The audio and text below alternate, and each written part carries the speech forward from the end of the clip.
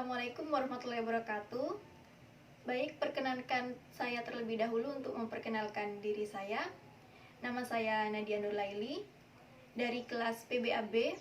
Di sini saya akan menjelaskan tentang peradaban Islam di bangsa Mongol. Sebelum saya menjelaskan masuknya peradaban Islam ke bangsa Mongol, saya akan menjelaskan terlebih dahulu bagaimana asal-usul bangsa Mongol ada. Bangsa Mongol sendiri adalah masyarakat nomad yang tinggal di pegunungan Mongolia yang terbentang dari Asia Tengah sampai Siberia Utara, Tibet Selatan, dan Manchuria Barat, serta Turkistan Timur. Dan para ahli juga mengatakan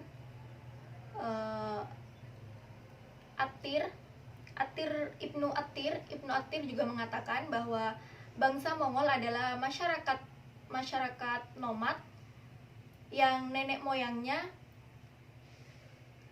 adalah keturunan dari bangsa Hun.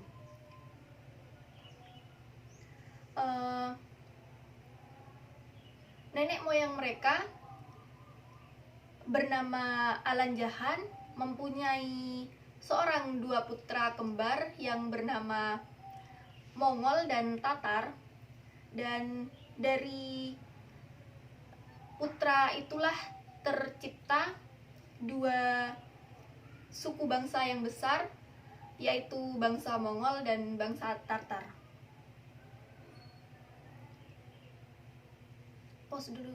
Sedangkan Tatar sendiri memiliki anak yang bernama Sanjahan, dan Sanjahan sendiri selanjutnya yang menjadi pemimpin bagi bangsa Tatar sendiri.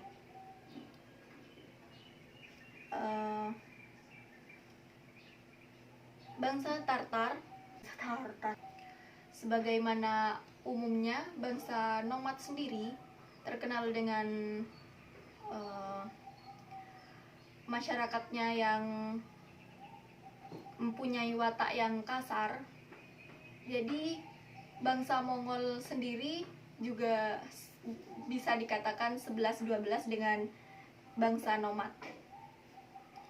Ya, bangsa Mongol sendiri mempunyai watak yang kasar, yang suka sekali berperang, membuat onar, sampai maut pun mereka hadang. Mereka berani menghadang maut demi apa yang mereka inginkan itu tercapai. Dan meskipun mereka ini mempunyai watak yang kasar dan berani menantang maut, namun mereka juga masih tetap sangat patuh kepada pemimpin.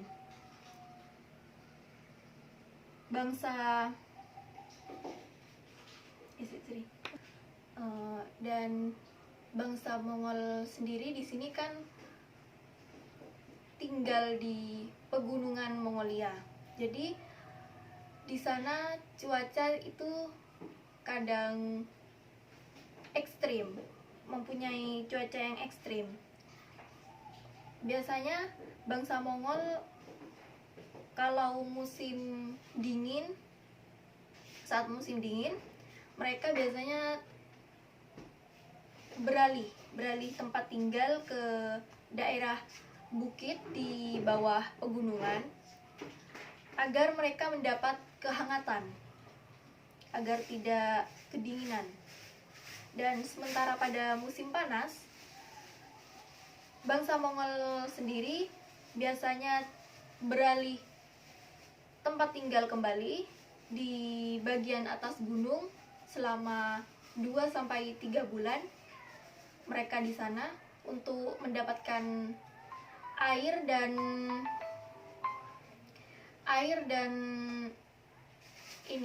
kesejukan, udara yang sejuk.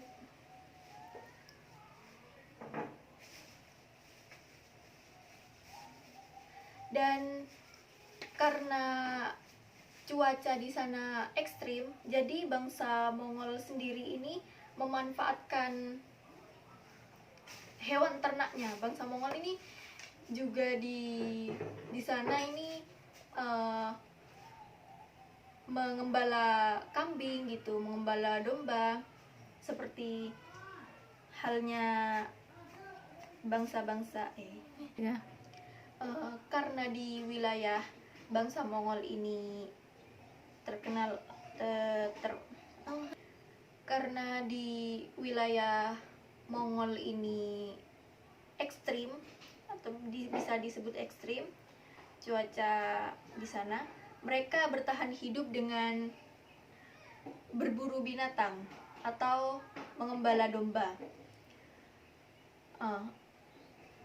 Bangsa Mongol biasanya ini mengolah kulit-kulit domba untuk menjadi penghangat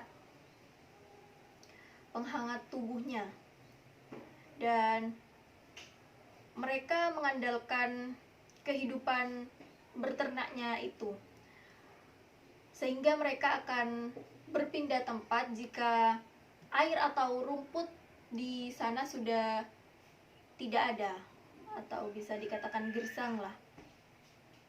Jadi mereka berpindah tempat lagi untuk mencari sumber makanan untuk ternaknya, dan ternaknya juga bisa dikonsumsi oleh bangsa Mongol tersendiri.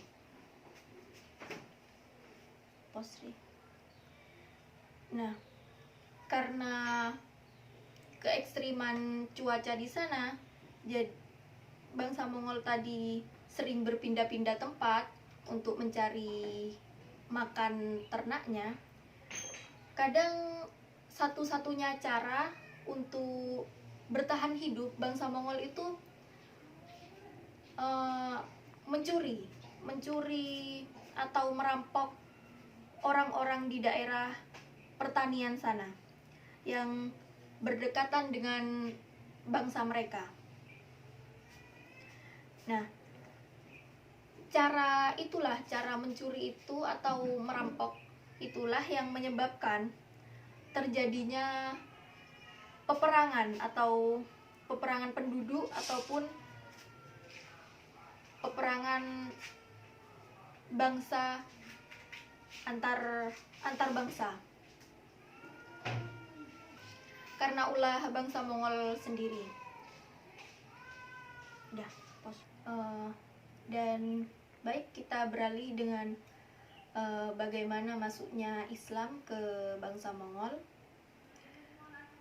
Di sini peradaban Islam di Mongolia terjadi pada abad ke-13 ketika Kekaisaran Mongol yang dipimpin oleh Genghis Khan menaklukkan wilayah luas termasuk Asia Tengah, Tiongkok, dan Timur Tengah.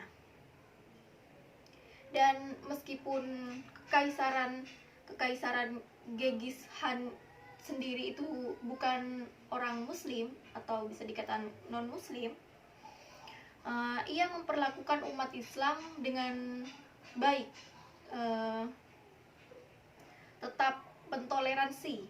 dia tetap mentoleransi umat Islam, dan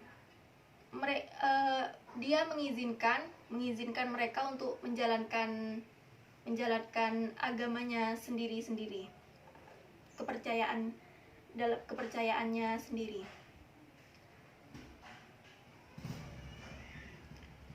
Dan juga beberapa tokoh Muslim seperti Syekh Najmuddin Kubra, beliau berhasil